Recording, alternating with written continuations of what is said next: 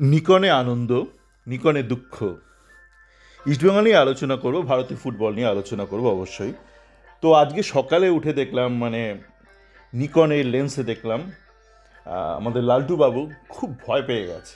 মানে বলছে আমি খুব ভয় পেয়ে গেছি, আসবো এই বিষয়ে আসবো। তো লালটু বাবুর ওই ভয়ে অডিও শোনার পর, ইউটিউবে ওনার অডিও শোনার পর দেখলাম উনি একই ভয় আবার লিখিত আকারেও প্রকাশ করেছেন। ওনার পেশাগত যে খবরের কাগজের সাথে যুক্ত উনি সেখানে প্রকাশ করেছেন। তারপরেই দেখলাম আরও একটা ভালো খবর আজকালে বেরিয়েছে যে নিকন বা নাইকন, আমেরিকানরা নাইকন বলে, ওর একটু আই আই করে উচ্চারণ হয়। হ্যাঁ, তো যে জাপানের যে বিখ্যাত ক্যামেরা প্রস্তুতকারক, ক্যামেরা গ্যাজেট, এখন ওরা অনেকটা লেন্সের দিকে চলে গেছে, যেহেতু ক্যামেরা গ্যাজেটটা এখন আর অতটা কমোডিটি গ্যাজেট নিয়ে, এখন আর সাধারণ মানুষ ক্যামেরা ব্যবহার করে না। সাধারণ মানুষ ক্যামেরা ব্যবহার করে, ওই স্পেশালিস্ট ক্যামেরা ব্যবহার করে না, সবাই মোবাইলেই ছবি তোলে, স্মার্টফোনে। তো এখন ওইটা অনেকটা স্পেশালাইজড ক্যামেরাতে চলে গেছে, লেন্স আরও অনেক অপটিক্সে চলে গেছে। ওরা ওদের ব্যবসাটাকে ডাইভার্সিফাই করেছে, যুগের সাথে তাল মিলে কাজ করেছে ওরা। তো তাদের সাথে ইস্টবেঙ্গলের চুক্তি হয়ে গেছে, যদিও ব্যাপারটা এখনও অফিসিয়ালি কেউ ঘোষণা করেনি, নিকন বা ইস্টবেঙ্গল ঘোষণা করেনি। কিন্তু এই সাধারণত হয় এইসব বড় চুক্তির ক্ষেত্রে অনেক ধাপ থাকে, তো পেমেন্ট করার পর ইনিশিয়াল পেমেন্ট, তারপর প্রকাশ করে। তো আজকাল খবরটা অ্যাডভান্সে লিক করে দিয়েছে, যা হয়ে থাকে। তো এই খবরটা কিন্তু সবার পক্ষে ভালো খবর, শুধু যে ইস্টবেঙ্গলের পক্ষে ভালো খবর তা নয়, যারা যারা সৎভাবে সিনসিয়ারলি যারা চায় নিষ্ঠাসহ যে ভারতীয় ফুটবলের উন্নতি হোক, তাদের পক্ষে ভালো খবর। কেন অনেকে এমনভাবে ব্যাপারটা উপস্থাপনা করছিলেন যে একটা টেন্ডার কেউ তোলেনি মানে ভারতে ফুটবল নেওয়ার কেউ নেই। আজকেও বলছিল, এই লালটুবাবু আজকেও বলছিল, ভীত সন্ত্রস্ত হয়ে বলছিল, ভয়ার্ত হয়ে বলছিল উনি, কেউ নেই, এফএসডিএল ছাড়া কেউ নেই, প্রমাণিত হয়ে গেল, লটা হয়ে গেল। থিসিসের ব্যাপার না, ব্যাপারটা লই বলে দিলেন। একটা উল্টোপাল্টা টেন্ডার, উল্টোপাল্টা চাহিদাকে রেখেছিল অল ইন্ডিয়া ফুটবল ফেডারেশন, সেই চাহিদাকে পূরণ করেনি মানেই কেউ নেই মার্কেটে। আপনি একটা উল্টোপাল্টাটা আরএফপি করলেন, সেটা টার্মস অনুযায়ী 4জন রেসপন্ড করলো, বাজারে আর কোনো পার্সন নেই। আপনি নিষ্ঠা সহকারে, নিকন থেকে শুরু করে কেউ ভারতীয় ফুটবল নিয়ে আগ্রহী নয়, নিকনও আগ্রহী নয়, নিকন শুধু ইস্টবেঙ্গলের সাথে আগ্রহী। ইস্টবেঙ্গলে কী খেলে? কাবাডি খেলে, খোখো খেলে। তো এখান থেকে আমিও বলতে পারি, প্রমাণিত হয়ে গেল যে ভালো ভালো সংস্থা আছে, আপনি যদি সঠিকভাবে তাদের কাছে যান। আর টাটারা আগ্রহী নয়, তাদের ক্লাব আছে কেন? জামশেদপুর, তারা তো বছরে 12 কোটি করে দিচ্ছে। জিন্দাল আগ্রহী নয় ভারতীয় ফুটবলে, জিন্দাল তাহলে চালাচ্ছে কেন?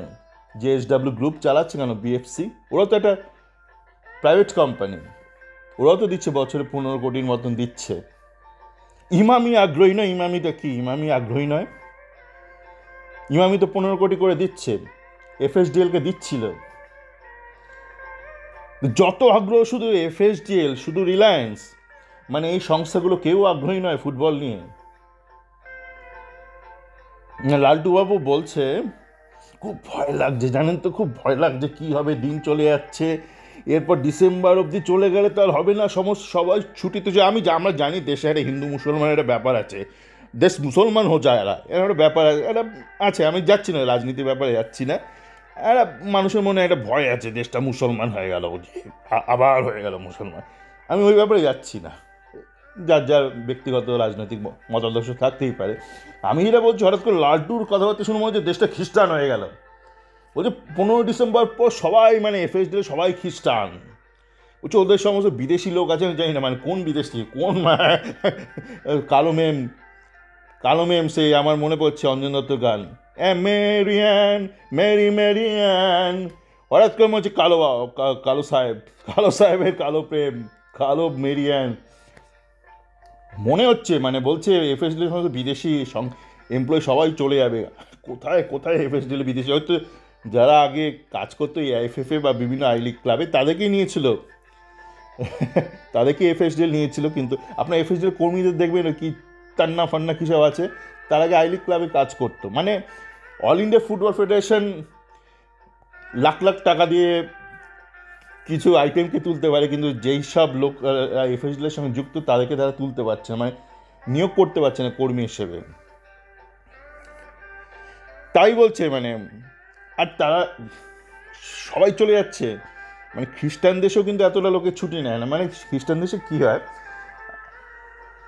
লোকের একটা নির্দিষ্ট ছুটি থাকে, ধরুন দেশ নির্ভর করে, কোথাও 20 দিন, কোথাও 21 দিন, কোথাও 22 দিন, কোথাও 30 দিন নির্ভর করে। এবার সবাইকে সবার ছুটিটা নিতে হয় বছরে।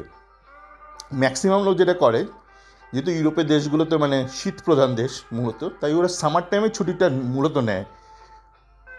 আর বছর শেষে ধরুন কারোর 4-5 দিন বেঁচে থাকলো, সেই 4-5 দিন ছুটিটা নেয়। কেননা ক্রিসমাসটা কিন্তু মেরিয়ানের প্রেমিক হয়তো ভাবছে লালটু বাবু যে কলকাতায় যেমন আপনারা দেখেন পার্ক স্ট্রিটে হই উল্লাহ করে, সমস্ত সবাই ক্রিসমাস সেলিব্রেট করছে, সবাই ট্রাকে করে চলছে, পিকনিকে যাচ্ছে। ইউরোপে কিন্তু তা নয়। ইউরোপে আমাদের দেশে যেমন ঈদটা জানেন তো, ঈদটা খুব একটা ঘরোয়া ব্যাপার, খুব বেশি হইচই হয় না ঈদে। মানে যেটি ঈদের আগে যে 1 মাসে যে রামাদানটা হয়, সেটা একটা উৎসব বা পর্ব যেই বলুন, বা তারপর যে ঈদটা হয় এটা একটা ঘরোয়া, মানে যে যার বাড়িতে গিয়ে মিট আপ করে গেট।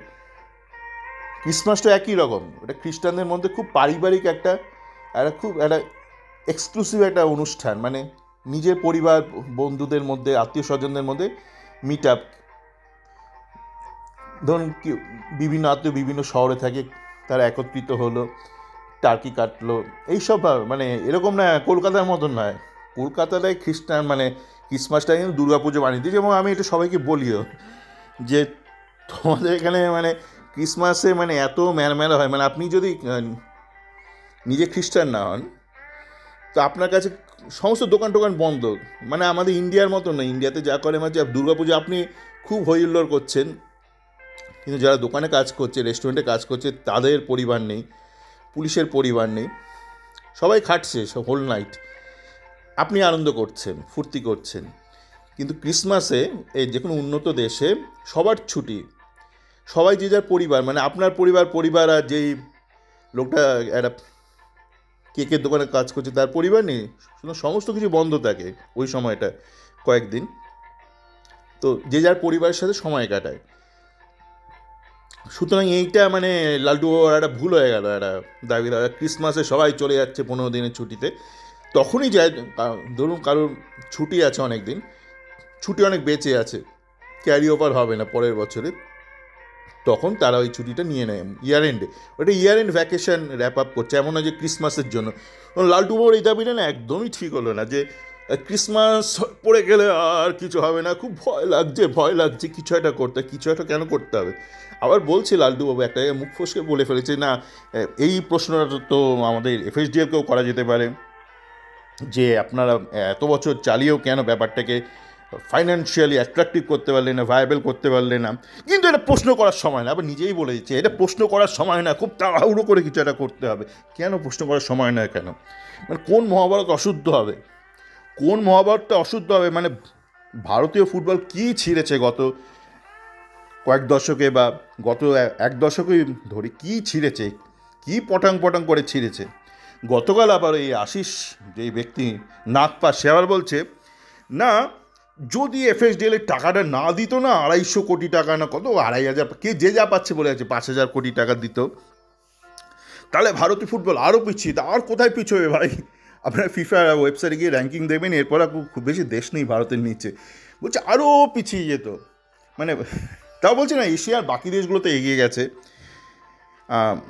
তাই আমরা একই জায়গায় রয়েছি।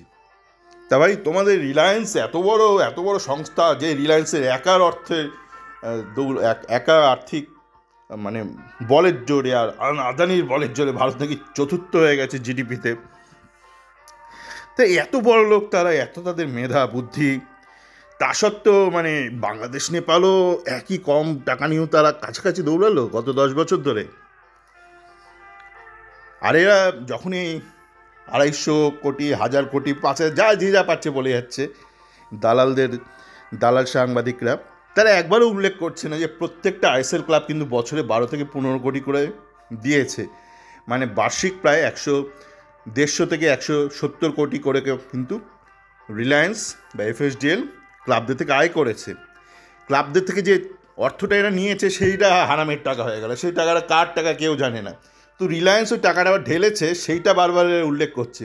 তো ক্লাবগুলোর থেকে যে টাকাটা সরিয়েছে, গঙ্গা জলে গঙ্গা পুজো হয়েছে, সেইটা এরা আর উল্লেখ করছে না। খালি ভয় লাগছে জানেন তো, খুব ভয় লাগছে। হবে তো তুমি শুয়ে পড়ো, তুমি মাটিতে শুয়ে পড়ো, নিকন ক্যামেরা তোমার একটা ছবি তুলছি, বুঝলে? তুমি শুয়ে পড়ো, তোমাকে দাঁড়িয়ে আর ছবি তোলার দরকার নেই, তুমি শুয়ে পড়ো, নিকন ক্যামেরা তোমার একটা ছবি তুলছি। আপনারা সবাই ভালো থাকুন। নিকন ক্যামেরাতে ছবি, আচ্ছা নিকন স্পন্সর আছে বলে আপনাকে নিকন কিনতে হবে না।